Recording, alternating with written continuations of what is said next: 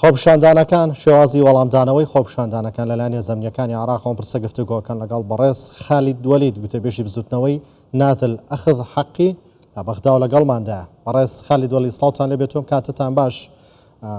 ئەو خۆپیشاندانانەی ئێستا کرێن لە بەرامبەر داوا و مافی ڕەوای خۆپیشاندەرانە، بەڵام بۆ بەم شێوەیە وەڵامە درێنەوە.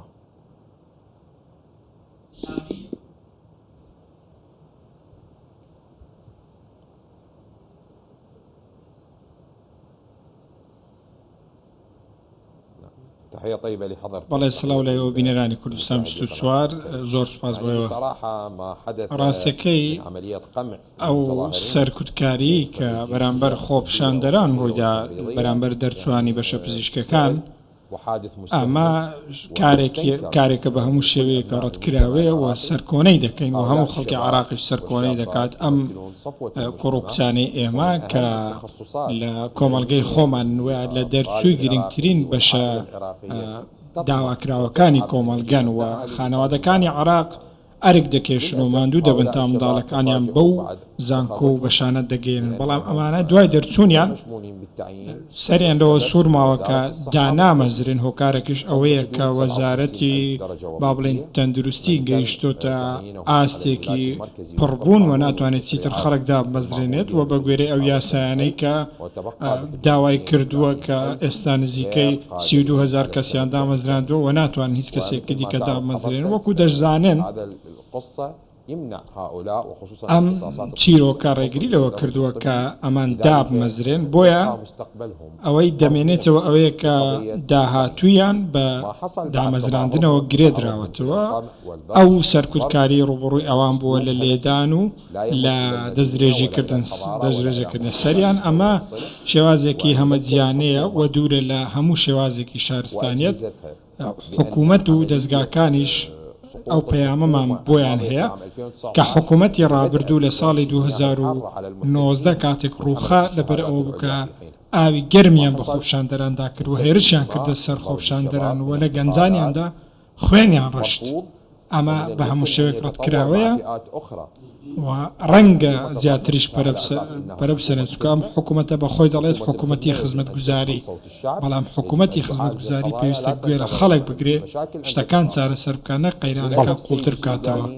بەداخەوە بەڕێز سوودانی هەرچەندە لیژنەیەکی پێکهێناوە لە دوای ئەمڕووداوە بۆ ئەوەی چارەسەر بدۆزنەوە. بەڕێز خالید، پێتان وایە بێت ئەمان خۆپیشاندەران چ ڕێگایەک بگەرنە بەر، ینی ڕێگە لەمە ئارامتر مەدەنیانەتر هەیە کە بەو شێوە داوای مافی خۆیانەکەن، یانە بێت داوای مافەکانیان ئەگەر لە حکوومەتی عێراقینەکەن لە چی بکەن؟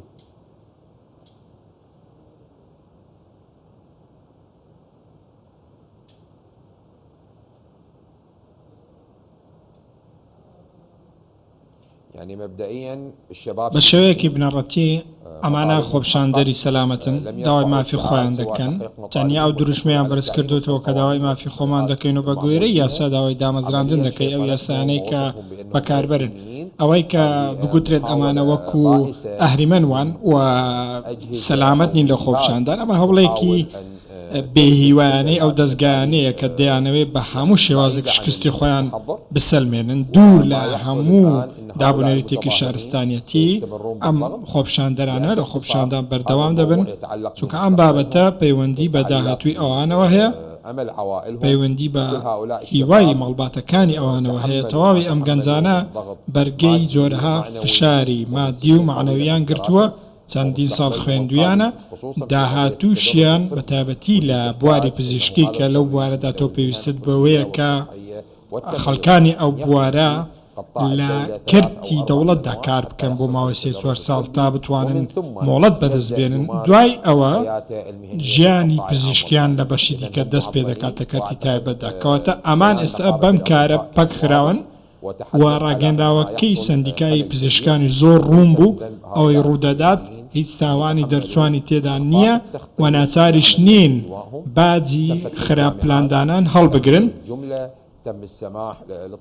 ڕێگە بەو قوتابیانە دراوە کە لەو زانکۆ ئەهلیانە بخوێنن لە دەرەوەی ئەو ڕێژەی داواکراوە دەبا وەزارەتی باڵا و خوێندن وەزارەتی خوێندنی باڵا و پزیشکی وەزارەتی پلاندانان پلانێک بۆ میلاکەکان دابنێن و بە گوێرەی پێویستی خەڵک وەربگرن نەوەک شتەکە بەم هەموو دەرچووە بگە کەس نزیکەی 75,000 کەس دەرچوون و دەوڵەت ناتوانێت کە زیاتر لە 29,000 کەس وەربگرێ و دواتر ئەو هەموو گەنجە ئێمە بەرەو کوێ بچن. پێتان وایە گەر حکوومەت لە ڕۆیکی دیکەوە پاڵپشتی کەرتی تایبەتی بکردە هاوکاری کەرتی تایبەتی بکردایە نێتوانی ئەم دەرچوانە بەشێکیان لەو شوێنانە جێگە بکاتەوە؟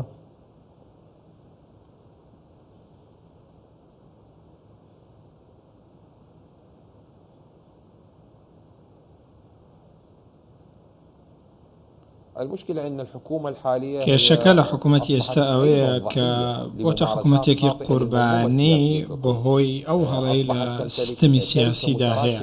ئەمان ئێستا کۆمەڵە بابەتێکیان لەسەر کەڵەکە بووە لەوانەش دابینکردن و بەردەستکردنی هەڵی کار لە کەرتی تایبەتدا، بەڵام ئەمە لە بواری پزیشکیدا سەختە چونکە ئەو کەسەی دەرچووی بەشی پزیشکە پێویستە لە دامەزرا فەرمیەکانی دەوڵەت کار بکات بە بەگوێرەی پێپلیکانەی پزیشکی ئەزموون پەیدا بکات، ئەو کاتە دەتوانێت دوای هەڵسەنگاندن لەلایەن لیژنە تایبەتمەندەکانەوە دەتوانێت لە کەرتی تایبەت کار بکات و ئەو خۆی بەڕێوە بدات ئایا لە کەرتی گشتیان تایبەتدا کار دەکات. شتێکی دیکە هەیە زۆر گرنگە زۆر بەداخەوە تەنانەت نەخۆشخانەکانی کەرتی تایبەت و کەرتی گشتیش دەبینی کە میلاکی پزیشکی هەیە عراقی نین لە وڵاتانی دیکەوە هاتوون، تەنانەت کەسانی بیانی تێدا کەواتە چارەنووسی گەنجی عراقی لاوی عراقی بەرەو کوێ دەچێت. دواتر حکوومەتی بەڕێز محەممەد شیع سوودانی کە لەسەر بنەمای پشکێنە دامەزراوە ئەو هێزە سیاسیانەی کە بەشدارن لە حکوومەت و ئەوانەی لە ڕووی سیاسی و ئابووری و کۆمەڵایەتیەوە مامەڵە لەگەڵ یەکتری دەکەن بنەمای سەرەکیان بەرژەوەندیە و بەشێک لەو بەرژەوەندیش پەیوەندی بە دامەزراندن لە کەرتی با بڵێن کەرتی ئەهلی و کەرتی حکومیدا هەیە و ئەمەش کاریگەری لەسەر دامەزراندن هەیە. بەڕێز خالد وەلید گوتەبێژی بزنەوەی نازل ئەخذ حەقی من لە بەغدا و لەگەڵماندا بوو. سوپاس.